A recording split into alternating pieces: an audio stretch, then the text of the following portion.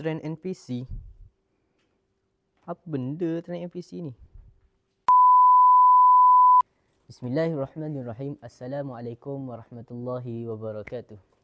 NPC merupakan akronim bagi perkataan non-playable character, atau dalam bahasa mudah ia lebih dikenali sebagai watak bukan pemain. Secara umumnya, ia merujuk kepada watak tertentu yang terdapat dalam sebuah permainan atau animasi yang dikawal oleh AI, dan sudah tentunya ia tidak dikawal oleh pemain itu sendiri. Ianya diciptakan untuk berfungsi sebagai permainan atau animasi agar menjadi lebih menarik untuk dimainkan dan ditonton. Sebagai contoh, dalam sebuah permainan kita berjumpa dengan seorang pekerja kedai. Ia tidak bergerak ke mana-mana. Ia hanya wujud untuk berinteraksi atau membeli barangan permainan pada bila-bila masa sahaja yang kita kehendaki. Itulah yang dimaksudkan dengan NPC. Namun, pada zaman moden ini, kita melihat NPC telah berkembang dengan pesat di dalam industri permainan dan juga wujud di setiap platform media sosial, terutamanya dalam aplikasi TikTok. Trend NPC adalah salah satu yang paling popular di dalam platform TikTok. Perbuatan meniru watak animasi atau robot yang dipanggil NPC itu mula terkenal di negara Jepun dan kini menjadi ikutan di seluruh dunia kerana pengguna TikTok yang melakukannya secara siaran langsung boleh menjana pendapatan. Tanpa mengira lapisan umur, kecenderungan trend NPC semakin menjadi perhatian masyarakat kita pada hari ini. Sama ada sebagai penonton ataupun pemain watak itu sendiri. Yang menjadi permasalahan dalam trend NPC ini adalah terdapat beberapa isu yang sering berlaku dalam konten tersebut di Malaysia. Antaranya, yang pertama adalah pempengaruh tersebut bertabarruj di hadapan ajnabi. Yang kedua, memakai kostum anime, hantu dan sebagainya. Yang ketiga, pemain trend tersebut membuat suara manja di hadapan bukan mahram. Yang keempat, melakukan simbol atau perbuatan kurang sopan yang boleh menjatuhkan maruah diri. Seterusnya adalah pemain tersebut tidak menutup aurat dengan sempurna dan juga pergaulan bebas. Yang seterusnya adalah perbualan yang kurang sopan dan memiliki double meaning. Dan yang terakhir adalah bersifat mengemis dan meminta-minta gift, iaitu meminta-minta hadiah daripada penonton. Perbahasan tentang hiburan telah dibangkitkan sejak zaman dahulu lagi, tapi hanya merangkumi muzik dan tarian. Ulama kontemporari pula, misalnya Syekh Yusuf Al-Qaradawi dan Syekh Mustafa Khin, meluaskan lagi hiburan kepada bentuk lakonan, nyanyian dan lain-lain lagi. Ada beberapa golongan ulama yang mengharamkan dan ada pula yang mengharuskan hiburan. Kalau hiburan yang tak ada manfaat, lara semata-mata, maka ia dihukumkan makruh. Tapi kalau hiburan yang menyebabkan kita melewatkan kewajipan ke atas kita, atau hiburan itu bercampur aduk antara perkara wajib dan perkara yang haram, maka ia menjadi halal.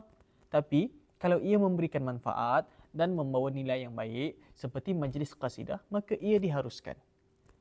Walaupun ada yang mengharuskan dan membenarkan hiburan, tapi ia masih terikat kepada garis panduan umum berhibur dalam Islam. Misalnya, tak buat perkara yang melanggar perintah Allah, tak ada pergaulan bebas antara lelaki dan perempuan, dan tak boleh ada lakonan yang boleh menakutkan atau unsur mengejutkan penonton. Okey. TikToker buat trend NPC ni bukan suka-suka saja, tapi sebab trend ini boleh menjana pendapatan. Okey, macam mana tu?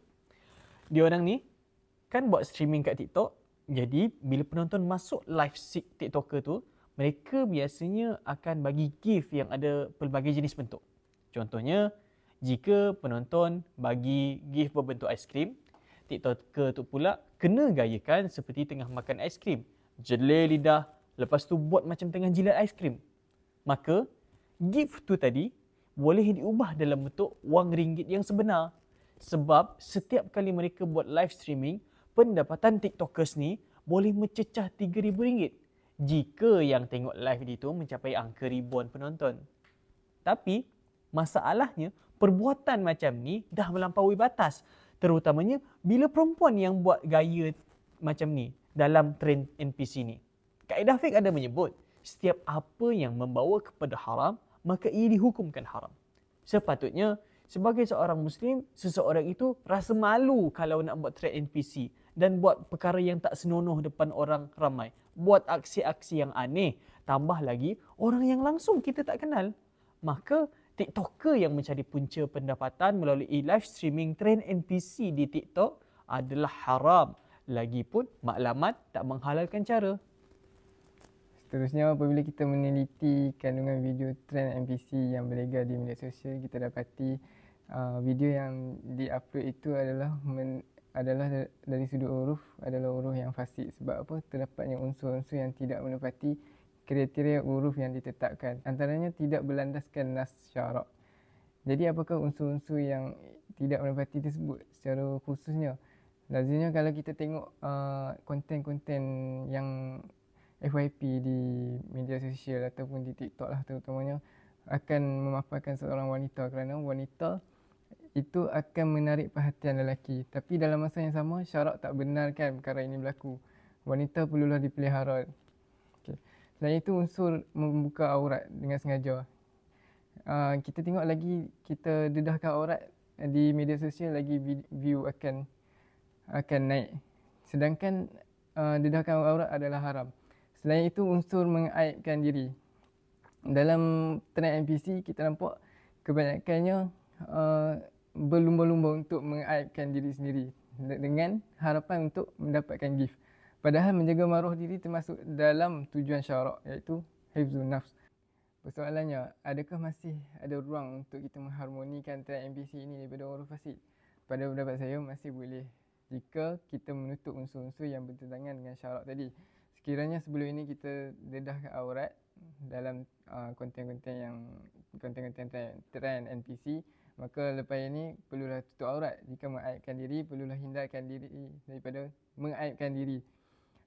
Tapi tak semudah itu, teman-teman. Sebab media sosial ini semua pasti media sosial ini sangatlah liberal atau kita kata bebas dari segala sudut.